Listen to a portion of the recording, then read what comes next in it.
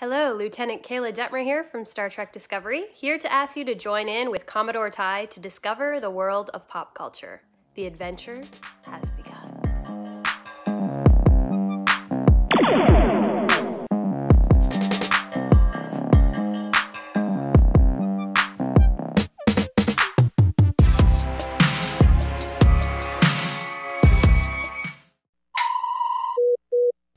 Incoming message from Commodore Ty. Hello, it's Commodore Ty Coles, and let's take a look at the newest season of Picard. Engage. This is Season 2, Episode 1, The Stargazer, and wow. Just wow. Where to begin? Because it's such, whoever sliced this together is on some very powerful drugs. But we start off with something that could be classified as the ending, where they're on the ship, Picard orders the self-destruct, and boom goes the dynamite. Okay, series over, Picard's dead, we're good. But no, we travel back. I'm just watching it as it's not truly Picard. But we see some flashbacks of his childhood, specifically his mom. Imagine how tiny our voices are out there. So tiny you can't even hear them. And it looks like he got his rank back. Like, after the season 1 ended, everyone, all is forgiven. Here's your ranks and commissions back. Rios, as a captain of the newly christened USS Stargazer. I wish they rather have had the original Stargazer's registry number with the letter A beside it. So they all have their ranks back. We have Picard doing a commencement speech in front of Starfleet Academy, and we see that he's introducing Eleanor. What could have been? Time offers many opportunities, but it rarely offers second chances. The first fully Romulan cadet at Starfleet Academy, Eleanor. And we see this huge rift in space. Starfleet Command, this is USS Avalon. Detected a spatial anomaly. Please advise. And by the look of it, you know it's the Borg. It's green. And it takes out one of the ships, which I believe is a Luna class. The Stargazer's sent to investigate, because then we see Dr. Jiraji and Solji. Would never say I told you so, but his new job does come with a lot of pressure. Please, how hard can it be?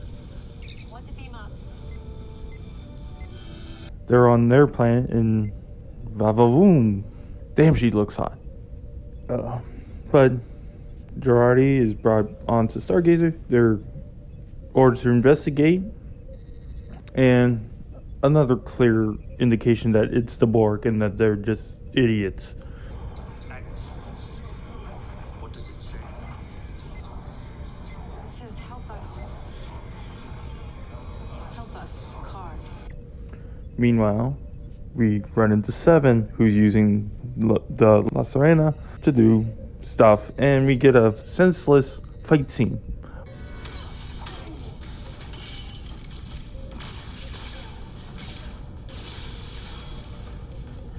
Like, this does not add anything to the story, but gets Seven there.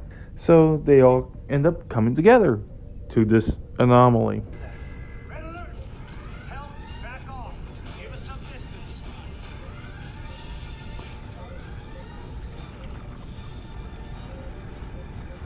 And they finally click it. It clicks into their head that this is Borg.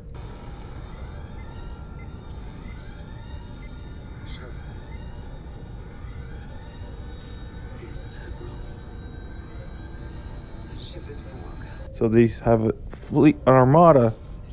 They really fixed it from the end of Picard, where you had the one ship copied and pasted 100 times. You actually see the various ships of the Federation, including the one Raffi's commanding, the Excelsior. Commander Musica, Excelsior is standing by, ready to assist. Good to know you're there, Ref. It's the Borg now, and they commandeer the Stargazer, and they assimilate the whole fleet using the Stargazer. Because the Stargazer was using Borg technology. The Stargazer is the first of a new class of ship. Utilizes components derived from research on the Borg Q artifact. Yes, of course, that's right. And replay the beginning. But just before the auto-destruct carries out its task, it's this Borg, possibly a Borg queen, says something very familiar to Picard. Something that his mom used to say to him. 7, 6, 5, Look up. 3, 2. That's the main crux of the story. It's very garble-ish. It's hard to follow, but except near the end when they're finally on the Stargazer. But there are two scenes that really I enjoyed. The Guinan scene. I don't think you're here to reminisce about the old days. Seems like the new ones are what's troubling you now.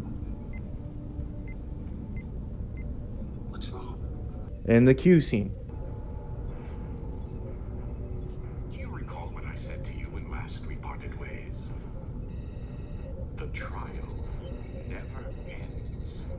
And they, even though people might laugh or insult the explanations for why they are being shown being older, at least they gave us an explanation. They gave us some reason why. Because with Guinan species, they can affect on how fast they can age. Elorians age so very slowly. Yes, but only if we choose to. Now, I noticed that humans don't like to be reminded of their mortality, so I try to keep up. And then you have Q appear as he did in The Next Generation. But he says, let me fix my appearance so I'm more in line to what you're looking like. And we get John Delancey looking like John Delancey, as he is today. Capita, how I missed you. Oh dear, you're a bit older than I imagined. Let me catch up. There. So you got two explanations why they look older than they do. So I have no problem with that. Overall, didn't care for the episode. It was just too janky. Excluding the Guinan scene, which I did appreciate, and you do get a good amount of information from that. And the ending with the Stargazer and Q, you got some great Easter eggs in the episode with the mention of Sulu. So there's a descendant of Hikaru Sulu in this, and you get to see the old style starships on panels in the one background. So, and it also makes you think that the Klingons are now part of the Federation, because when Picard's giving his speech and you see the flags of the various members, you see two that look very interesting. Bajoran, which we kind of figured were going to join sooner or later, and the Klingon. What we do in crisis often weighs upon us less heavily than what we wish we had done. What could have been. Like I said, it was a little too janky and hard to follow, but had aspects of some good in it. And again, even though Star Trek Picard is not the greatest, I feel like it's more true to Star Trek than Discovery is. I am having some hope for the series. I know there's people that are gonna bash it just to bash it, and good on you. But the key is to look for the good as well as the bad. And I see some good in this series, but I also see some god-awful bad in this series as well. So I just gotta keep watching to see where it goes, and hopefully it goes to the good instead of to the bad. So for your Commodore Tychols, live long and prosper. Hailing frequencies closed.